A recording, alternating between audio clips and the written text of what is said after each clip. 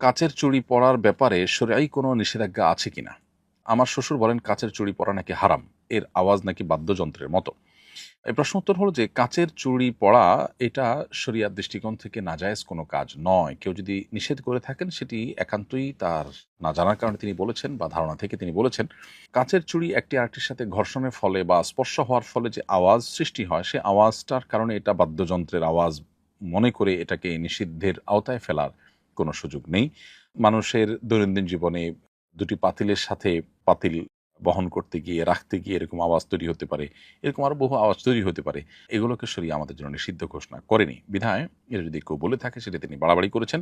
তবে কোন চুড়িতে যদি কখনো কোনো বাদ্যযন্ত্রের আওয়াজ যদি সেখানে সেট করা থাকে আর সেটা বাজে সেটা তো ভিন্ন বিষয়।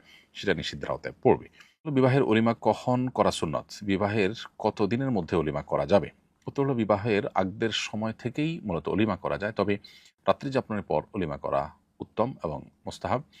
আর নববধূ যতদিন নববধূ থাকে, নববধূর আবহাওয়া পরিবেশ থাকে ততদিনের মধ্যেও অলিমা করা যেতে পারে। অতএব অলিমা করার বিষয়টি একেবারে নির্দিষ্ট একটা সময়ের জন্য ফিক্সড, এর একটু আগে বা পরেও করা যাবে না, ব্যাপারটা সেরকম না। যদিও উত্তম সময় হলো রাত্রি যাপনের পর। বাসার ছোট শিশুরা পেশাব করার পর পানি ব্যবহার করে না, যার ফলে তাদের কাপড়ে পেশাব লেগে থাকে। এমন শিশুদের কোলে নিলে আমার পোশাক বা শরীর নাপাক হবে কিনা? নাপাকি লেগেছে কিনা বিষয়ে নিশ্চিত না হলে বা কাপড় শুকনো থাকলে পবিত্রতার বিধান কি? খুবই গুরুত্বপূর্ণ একটি প্রশ্ন। প্রিয় দর্শক, এই প্রশ্ন উত্তরে বলতে চাই, আমাদের ছোট শিশুরা পেশাব করার পর যদি তাদের প্যান্টে, কাপড়ে পেশাব লেগে থাকে, ভিজে যায়, প্রথমত সেটি শুকিয়ে যাওয়ার পর যদি আমরা তাদেরকে কোলে নেই এবং এর কোনো দুর্গন্ধ আলামত কোনো কিছু আমাদের কাপড়ে, পোশাকে সেভাবে দৃশ্যমান না হয়, তাহলে সেক্ষেত্রে আমরা পবিত্র আছি, আমাদের পোশাক আশাক নাপাক হয়নি সেটি আমরা ধরে নিব এবং সেটি পাক হিসেবে বিবেচিত হবে। আর যদি তাদের পোশাকের যে আর্দ্রতা বা নাপাকি সেটা আমাদের কোলে নেওয়ার ফলে যদি আমাদের শরীরে বা কাপড়ে লেগে ভিজে যায়, তাহলে সেক্ষেত্রে অবশ্যই যে অংশটুকু ভিজেছে সেটুকু নাপাক হিসেবে বিবেচিত হবে এবং সেটি ধুয়ে পাক করতে হবে।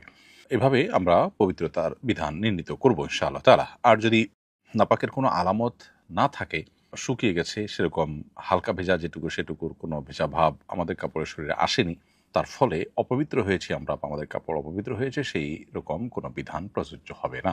এরপরে প্রশ্ন হলো কুপ্রবৃত্তি নিয়ন্ত্রণ করার উপায় কি? কুপ্রবৃত্তি নিয়ন্ত্রণ করবার জন্য আমাদেরকে নিজের বিরুদ্ধে নিজের সংগ্রাম চালাতে হবে। অর্থাৎ নিজের নফস বা আমার প্রবৃত্তি কোনো কিছু চাইলেই সেটা আমি করব, ব্যাপারটা সেরকম না। যদি সেটি নিষিদ্ধ হয়, হারাম হয়, তাহলে সেটা থেকে বেঁচে থাকার জন্য আত্মসংগ্রাম চালাতে হবে, মনের বিরুদ্ধে চলার চেষ্টা করতে হবে। এক্ষেত্রে আমাদের জন্য সবচেয়ে বড় বাধা হলো শয়তানের ওয়াসওয়াসা এবং শয়তানের ফাঁদগুলো। এই জন্য একজন ইমানদার কুপ্রবৃত্তিকে নিয়ন্ত্রণে রাখবার জন্য নিজের প্রচেষ্টার পাশাপাশি শয়তান যেন কোনোভাবে তাকে দুর্বল করে ফেলতে না পারে, শয়তান যেন কোনোভাবে তার উপরে প্রভাব বিস্তার করতে না পারে, সেজন্য সচেষ্ট থাকতে হবে।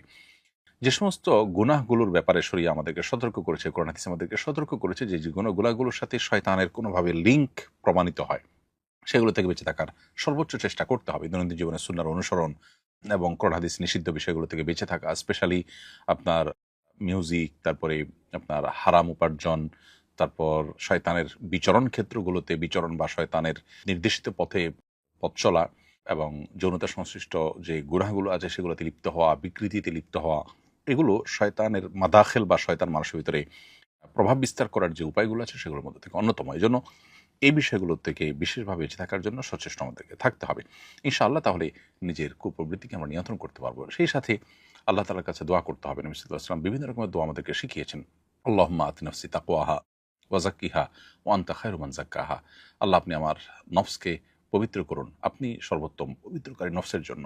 এছাড়া নবী সাল্লাল্লাহু আলাইহি ওয়াসাল্লাম দোয়া শিখিয়েছেন আমাদেরকে, আল্লাহুম্মা আলহিমনি রুশদি, আল্লাহ আমার নফসকে, আমার প্রবৃত্তিকে ভালো কাজে চলার জন্য আপনি পথনির্দেশ করুন। এবং ওয়ালা তাকিলনি ইলা নাফসি তারফাতা আইন, আল্লাহ আমার নিজের প্রতি, অন্য আরেকটা দোয়ার অংশ এটি, ওয়ালা তাকিলনি ইলা নাফসি তারফাতা আইন, আল্লাহ আমার নিজের নফসের কুপ্রবৃত্তির গোলাম যেন আমি না হই, সে যেন তার কথা মতো যেন একটা মুহূর্ত আমি না চলি, বরং কুপ্রবৃত্তি বা খারাপ মনোবাসনা যেটি, এটি থেকে যেন আমি বেঁচে থাকতে পারি। সেজন্য নবী আলাইহিস সালামের শেখানো যাবতীয় দোয়াগুলো আমরা আল্লাহর কাছে নিবেদন করবো ইনশাআল্লাহ তাআলা। আমি আলট্রাসনোগ্রাফি ডাক্তার, বিভিন্ন নারীদের আলট্রাসনোগ্রাফি ফুটেজ আমি আমার পেজে আপলোড করে ডাক্তারি পরামর্শ দিতে চাচ্ছি, যাতে আমার কাছে আলট্রাসনোর জন্য বেশি রোগী আসে। এক্ষেত্রে রোগীর শরীরের বাইরের কোনো অংশ দেখাবো না, শুধু পেটের ভেতরের অংশ দেখাবো। এবার ভিডিও বানিয়ে কি আপলোড করা যাবে? যেহেতু এটা আসলে পর্দার অন্তর্ভুক্ত নয়, আল্ট্রাসোনোগ্রাফিতে যে শরীরের ভেতরের অংশ দেখা যায়, এটা বিশেষ করে আপনার সাধারণ যে আল্ট্রাসোনোগ্রাফি হয়ে থাকে সেখানে আবসা আবসা যে শুধুমাত্র ডামি টাইপের কিছু শরীরের ছাপটা বোঝা যায়, এটা আসলে চোখের পর্দার আওতাভুক্ত নয়। এটা দেখলে গুনাহ হয়, ব্যাপারটা সেরকম না। তারপরও অনেক ক্ষেত্রে এটা মানুষের প্রাইভেসির বিষয় হতে পারে। বিধায় আপনি কি ধরনের জিনিস দিতে চাচ্ছেন সে বিষয়টা আরেকটু স্টাডি করে তারপরে আপনার এই সিদ্ধান্ত নেওয়াটা ভালো মনে করছি আমি। প্রয়োজনীয় বিষয়ে ভালো কোনো আলিমের সাথে আপনি সরাসরি সাক্ষাৎ করে বা ডিটেইল আরেকটু খুলে বলে দেখিয়ে কিছু নমুনা, তারপর আপনি এ বিষয়ে পদক্ষেপ নেওয়ার জন্য আপনাকে আমরা পরামর্শ দিব। সন্তানের নাম পরিবর্তন করলে কি পুনরায় আকিকা দিতে হয়? না। আকিকা একবারই হয়, আকিকা একাধিকবার হয় না। বিধায় সন্তানের যদি কোনো কারণে ভুলভাল নাম রেখেছেন, এটাকে সংশোধন করতে হলো, পুনরায় নাম রাখতে হলো, তাহলে তার জন্য আলাদা করে আর আকিকা দেওয়ার প্রয়োজন নেই। বরং আকিকা আগেরটাই চলবে। আর আপনি নাম শুধুমাত্র অর্থবহ কোনো নাম না রেখে থাকলে বা নিষিদ্ধ শরিয়ার আলোকে এরকম কোনো নাম রেখে থাকলে পরবর্তীতে যখন জানতে পারবেন সেটিকে আপনি পরিবর্তন করবেন। এর জন্য অফিসিয়াল প্রসিডিউর যা আছে সেটা আপনি মেনটেন করবেন, কিন্তু আকিকা দেওয়ার কোনো নির্দেশনা আর নেই। আপনি নামটা পরিবর্তিত হয়েছে যে মানুষকে জানাবার জন্য যদি খাবার দাবার আয়োজন করেন, সেটা একান্ত আপনার ব্যাপার, কিন্তু শরীর আপনাকে আলাদা কোনো আকিকার নির্দেশনা দেয় না নাম পরিবর্তন করা। মহিলা মাদ্রাসার আবাসিক ব্যবস্থাপনা নিয়ে প্রায় বিতর্ক তৈরি হয়। এ ব্যাপারে আপনার দৃষ্টিভঙ্গি জানতে চাই। আবাসিক মহিলা মাদ্রাসা সম্পর্কে আপনার সার্বিক অভিমত কি? আমাদের বোনদের দিন শেখার অধিকার আছে, প্রয়োজন আছে। বিশেষ করে মায়েরা, তারা আগামীর প্রজন্মকে গড়ে তোলেন এবং আমাদের শিশুদের সবচেয়ে বড় এবং প্রথম শিক্ষক হলেন মায়েরা। অতএব তাদের মধ্যে দিনী চেতনা জাগ্রত করবার জন্য নানামুখী দাওয়াতি আয়োজন আমাদের নিতে হবে, দাওয়াতি উদ্যোগ আমাদের নিতে হবে।